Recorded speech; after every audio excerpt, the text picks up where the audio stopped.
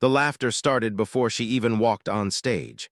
That's the part most people forget when they watch the clip now, after everything that happened, after it went viral, after Marcus Cole issued that statement his publicist definitely wrote for him. They forget that the cruelty didn't begin with words. It began with a sound. A low, dismissive chuckle that came through the judge's microphone at exactly 7:43 p.m. on a Tuesday night inside the converted Apollo Theatre in Manchester, in front of 2,800 people who had paid between £15 and £60 to watch someone else's dream either take flight or get destroyed on live television. Marcus Cole was looking at the screen above the stage, the screen that displayed the contestants' name, age, and song choice before they walked out. The screen that right now read, Lily Brennan, 17, Someone Like You by Adele. And Marcus Cole, former pop producer, current judge on Britain's Next Star, a man who had spent the last 11 years of his career turning public humiliation into primetime entertainment, leaned into his microphone and said, loud enough for the entire theater to hear, "Oh, here we go. Another teenage girl who thinks she understands heartbreak." The other two judges smiled. Not full laughs, just the kind of restrained amusement that television professionals use when they want to seem clever without seeming mean. The audience chuckled in that low, collective way that means everyone is in on the joke. And the joke was simple. The joke was that this girl, whoever she was, had already lost before she'd taken a single step into the light.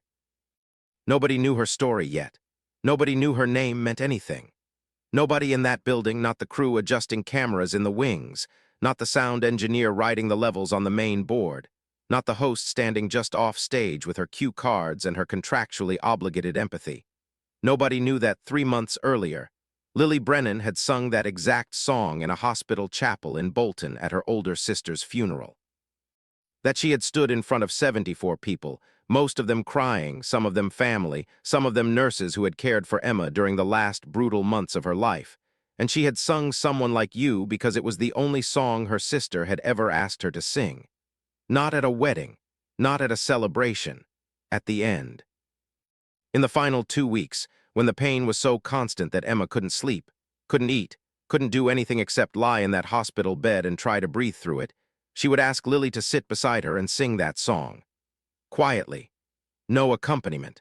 Just Lily's voice in a room that smelled like disinfectant and fear and the particular kind of silence that comes when everyone knows what's coming but nobody will say it out loud. Emma Brennan died holding Lily's hand halfway through the second verse. The heart monitor flatlined. A nurse came in and turned it off, and Lily kept singing because she didn't know what else to do, because stopping felt like abandoning her, because if she finished the song, maybe Emma would still somehow hear the ending. But Marcus Cole didn't know any of that. He just knew the song title. He just knew it was Adele. And he knew from 11 years of sitting at that table that 19 out of 20 kids who chose that song did it because they thought it would make them look deep. Thought it would cover up a lack of technical skill with raw emotion they didn't actually possess. He had heard it butchered, oversold, undersung, and squeezed for every ounce of false vulnerability it could yield. So when he saw that title on the screen, he did what he always did. He decided the outcome before the girl even appeared. The stage lights came up. Lily Brennan walked out from the left wing. She was 17 years old. She wore a plain black dress, no jewelry, her hair pulled back in a way that suggested she had done it herself in a bathroom mirror 20 minutes earlier. She was not wearing stage makeup. She was not performing confidence. She walked to the center mark like someone walking to a place they had been before, not on a stage, but somewhere else, somewhere private. And when she stopped and looked out at the 2,800 faces staring back at her, her expression didn't change. She didn't smile. She didn't wave. She didn't do any of the things contestants do when they're trying to win a room over before they've sung a note. She just stood there, still, waiting. The host, Caroline, walked out with her microphone and her bright, professional warmth. She asked Lily her name. Lily said it. She asked her how old she was. Lily said 17. And then Caroline asked the question every host asks, the question that's supposed to give the audience a reason to care, to root, to invest. She said, "So, Lily, why did you choose this song?" Lily looked at her. The pause that followed was long enough that people in the audience shifted in their seats. Long enough that Marcus Cole uncrossed his arms and leaned forward slightly, like he was trying to figure out if she'd frozen or forgotten her line. And then Lily said, very quietly, very simply, "Because my sister asked me to." She didn't explain, she didn't cry, she didn't give them the story, she just said it. And the room, which had been filled with low murmurs and shifting programs and the residual laughter from Marcus's joke, went still. Not silent, still. There's a difference. Silence is the absence of sound. Stillness is the presence of attention. And for the first time since Lily Brennan's name had appeared on that screen, 2,800 people stopped assuming they knew how this was going to end. The music started. Lily closed her eyes. And the first note she sang carried something that would, in exactly 90 seconds, make Marcus Cole say something he would never be able to take back. This didn't start on a stage.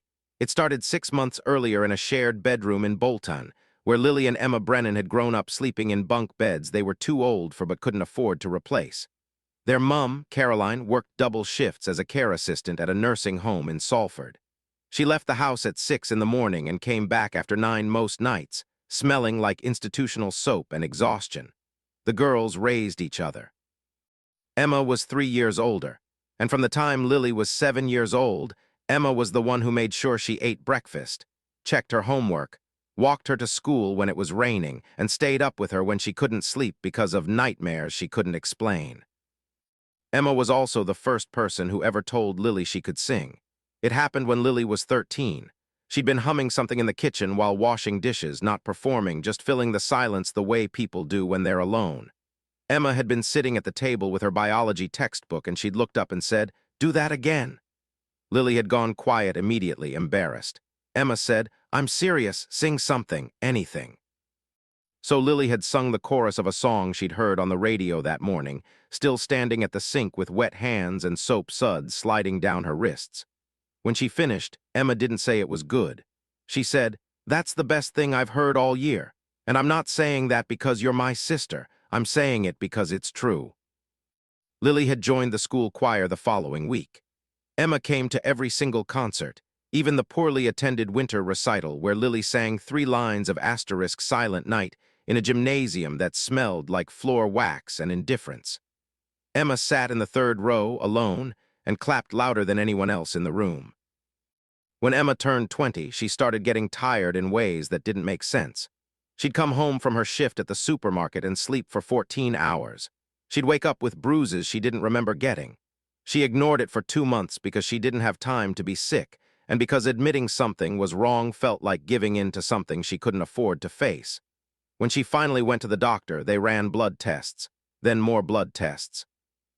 Then they sent her to a specialist at Royal Bolton Hospital who sat her down in a consultation room with lighting so harsh it made everyone look like they were already dying and told her she had acute myeloid leukemia. Stage 4. Aggressive. They could try treatment, but the prognosis was not what anyone wanted to hear. Emma spent the next 9 months moving between home and hospital. Chemotherapy, transfusions, experimental drug trials that made her so sick she couldn't keep water down. Lily visited every single day after school. She'd take the bus from campus, walk the last 4 blocks because she didn't have money for another fare, and sit in the chair beside Emma's bed for hours. Sometimes they talked, sometimes they didn't. Sometimes Emma was too tired or too medicated to do anything except lie there with her eyes half closed, breathing through the nausea and the pain that never fully went away no matter how many milligrams they pumped into her IV line. It was during one of those nights when Emma couldn't sleep because the pain meds had worn off and the nurses were delayed with another patient down the hall that she asked Lily to sing. Not anything specific, just something. Anything to fill the room with something other than the hum of machines and the distant sound of someone coding 3 doors down. Lily had sung the first song that came to mind. Someone Like You by Adele. She didn't know why. Maybe because it was sad enough to match the room. Maybe because it didn't try to pretend everything was going to be okay. It just let sadness exist without apologizing for it. Emma had opened her eyes halfway through and said, "That one? Sing that one every time." So Lily did. Every night for the next 2 months, she sang that song. She learned every word, every breath, every pause, not because she wanted to perform it, because it was the only thing that seemed to help. The only thing that made Emma's shoulders drop half an inch, That made her breathing slow, that gave her something to hold on to that wasn't fear or pain or the growing certainty that she was running out of time. In the final 2 weeks, Emma barely spoke. The cancer had spread. The doctors had stopped using the word treatment and started using the word *comfortable. Lily's mum took leave from work. The three of them stayed in that hospital room and waited, and every night Lily sang. On the last night, Emma's breathing had changed. It was shallow, irregular, the kind of breathing that means the body is preparing to stop. Lily held her hand and started singing *someone like you* one last time. Emma's fingers tightened around hers during the first verse. Halfway through the second, they went still. The heart monitor flatlined. A nurse came in, checked the monitor, looked at Lily, and turned the machine off. The room went silent, and Lily kept singing. She finished the song because stopping felt like letting go, and she wasn't ready to let go. After the funeral, Lily stopped singing entirely. She quit the choir. She ignored her mum's gentle suggestions that maybe music would help her grieve. She couldn't touch it. It belonged to Emma now. It lived in that hospital room, and Lily couldn't go back there without breaking completely. 2 months later, while packing up Emma's things, Lily found a journal tucked under her sister's mattress. Inside, on the last page, dated 1 week before she died, Emma had written in handwriting that was barely legible. "Lil, you have to audition for Britain's Next Star. I don't care if you're scared. I don't care if you think you're not ready. You are the best thing I've ever heard. Don't let me be the only one who knew that. Please, love you forever, M." Lily read it 7 times. Then she picked up her phone, recorded herself singing *someone like you into the front-facing camera with no rehearsal and no plan, and submitted it to the show's online audition portal. She pressed send before she could change her mind. 3 weeks later, she got the email. She'd been selected for live auditions in Manchester. She would sing that song one more time, not for Emma, because of her. The stage lights were harsher than Lily expected. They came from every angle, white and hot and unforgiving, turning the audience into a vague, dark mass and making the judges' table look like it was floating in some separate dimension where people sat in judgment and never had to feel the heat themselves. Lily stood at the center mark, her hands loose at her sides, no microphone to hold because it was already clipped to her dress, no guitar to hide behind, no choreography to fall back on. Just her. Just the song. Just the promise she'd made to a sister who would never know if she kept it. Caroline, the host, asked her the questions. Name, age, where she was from. Lily answered in a voice that didn't shake but didn't perform either. She wasn't trying to win anyone over yet. She was just trying to stay standing. And then Caroline asked the question that was supposed to give the audience a reason to root for her, the question that was supposed to build a narrative, create stakes, make her relatable. She asked why Lily had chosen this song. Lily paused. The pause stretched longer than it should have. Long enough that Marcus Cole shifted in his seat, uncrossed his arms, leaned forward slightly like he was trying to decide if she'd forgotten her line or was about to cry. The audience went quiet in that uncomfortable way people go quiet when they're not sure if they're watching someone freeze or fall apart. And then Lily said, very simply, very clearly, "Because my sister asked me to." She didn't explain, didn't elaborate, didn't give them the story they were waiting for. She just said it and stopped. And something in the room changed, not loudly, not obviously, but the quality of the attention shifted. People stopped scrolling on their phones, stopped whispering to the person next to them. Marcus's eyebrows pulled together, not in judgment, in confusion, like he'd been expecting one thing and had just been handed something else entirely. The music started. The piano intro to Someone Like You, clean and simple and devastatingly familiar. Lily closed her eyes, and the first note she sang landed in that theater like something physical. Not loud, not technically perfect, but so raw, so completely undefended that it reached past every polished performance anyone in that room had ever heard and went straight to the part of the brain that recognizes truth when it hears it. She wasn't performing. That was the thing people couldn't look away from. She wasn't trying to impress anyone. She wasn't doing runs or riffs or any of the vocal gymnastics that contestants used to prove they deserved to be there. She was singing the song the way she had sung it in a hospital room in Bolton with her sister dying 3 feet away and nothing left to do except fill the silence with something that wasn't fear. Every word came out like a memory. Every breath sounded like it cost her something. By the time she reached the chorus, there were people in the audience visibly crying. A woman in the 5th row had her hand over her mouth. A man 2 rows back was staring at the stage with his jaw tight and his eyes wet. One of the camera operators in the left wing, a guy named Tom who had worked this show for 6 seasons and had seen every kind of performance you could imagine, put his hand over his mouth and turned his head away because he didn't want to be caught on the B-roll footage losing it. Amanda Rothwell, the judge sitting to Marcus's left, a former West End star who had spent 20 years performing in front of crowds and had learned to control every emotional response her face could produce, had tears running down her cheeks. She didn't wipe them away. She didn't blink. She just sat there and let it happen because trying to stop it would have been like trying to stop breathing. Lily sang the entire song with her eyes closed. She didn't look at the judges, didn't play to the audience. She sang it the way she had sung it every night for 2 months in a room that smelled like disinfectant and grief. And when she finished, when the last note faded and the piano went silent, the room didn't explode into applause. It went completely, unnaturally still. The kind of stillness that happens when a crowd of strangers realizes they just witnessed something they weren't supposed to see. Something private, something sacred. Lily opened her eyes. She looked at the judge's table. Her face was calm. She wasn't crying. She wasn't smiling. She just stood there, waiting for the verdict she'd been waiting for since the moment she submitted that audition video. Marcus Cole leaned forward. He rested his forearms on the table. His face had lost the smirk, the detachment, the performative cruelty he wore like armor on this show. He looked at Lily for a long moment without saying anything, and when he finally spoke, his voice was quieter than anyone in that theater had ever heard it. "That was technically underwhelming," he said. "Pitchy in places, no runs, no vocal fireworks. Honestly, I've heard better in shopping mall karaoke bars." The audience gasped, not politely, audibly. Someone in the back yelled something that got muted in the broadcast edit. Amanda's mouth opened slightly, her expression somewhere between shock and anger. The third judge, a session musician named Paul, looked down at his notepad like he was trying to physically remove himself from what was happening.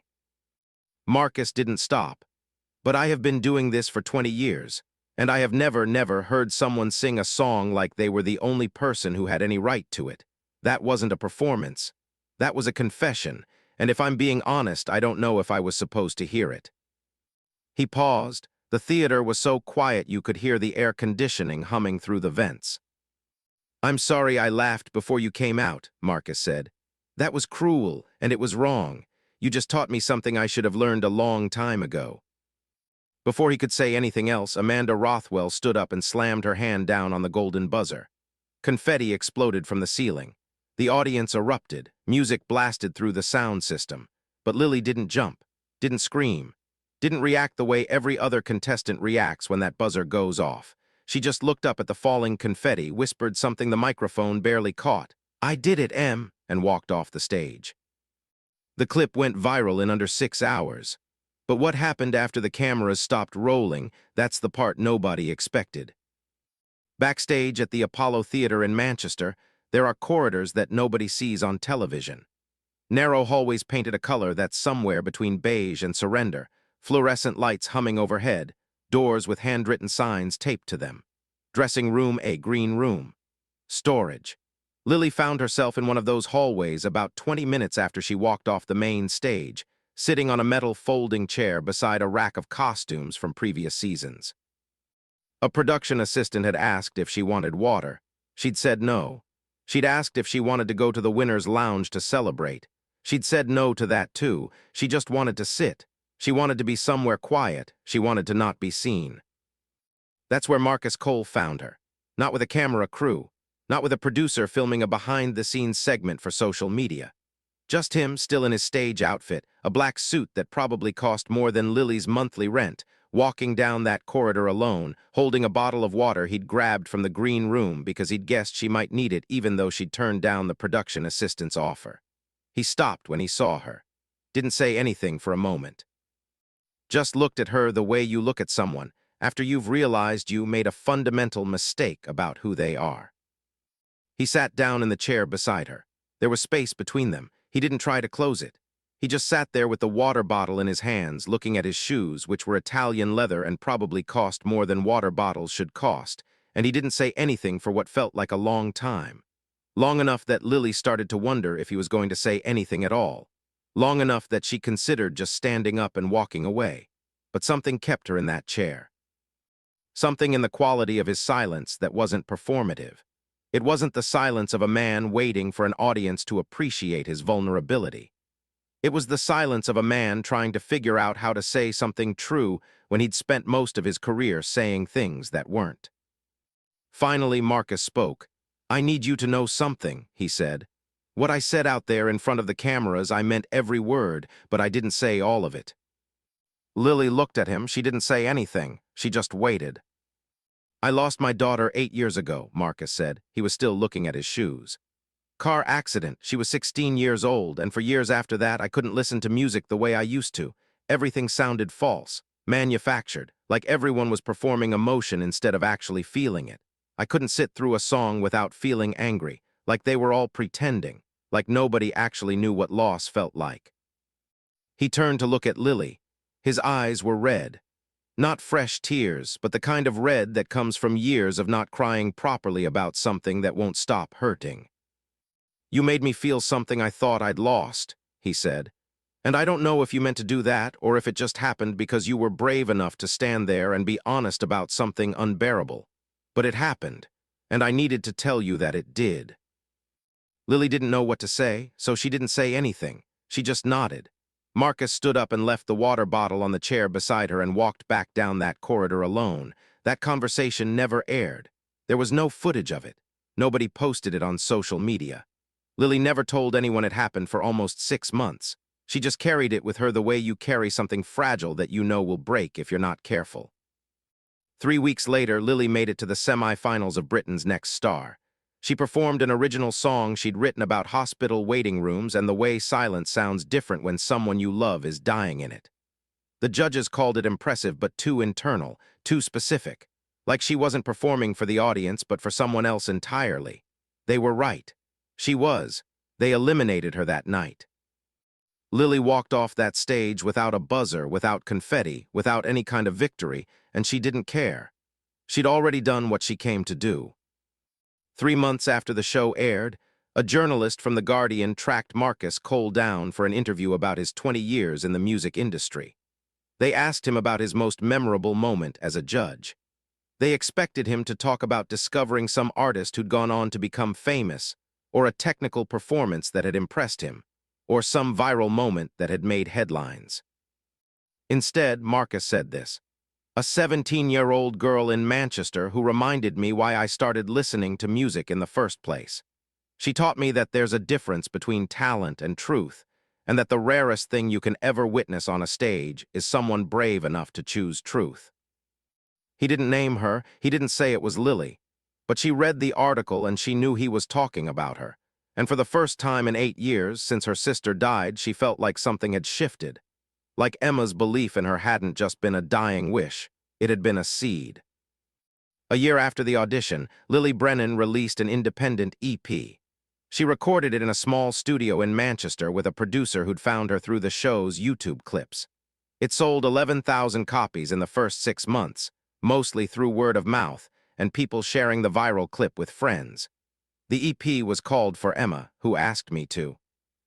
The opening track was Someone Like You, recorded in one take, no overdubs, no production tricks, just her voice and a piano the way she'd imagined recording it in her head for years.